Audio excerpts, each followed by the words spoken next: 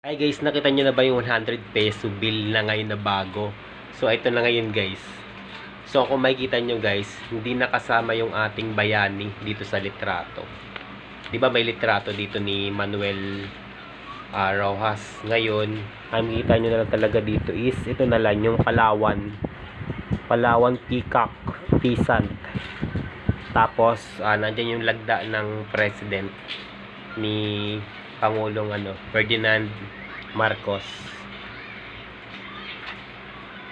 So ito na yung bagong piso bill, 100 po, 100 peso bill.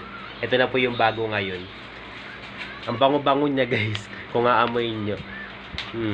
Napakabango po niya. Tapos ang ganda-ganda talaga ng kulay niya. So lahat ng pera ngayon na bagong labas po, puro nakalagay po ngayon is yung mga ganito na lang, yung yung mga animals to, di ba? Oo, yun nga. Di ba? Ang ganda-ganda.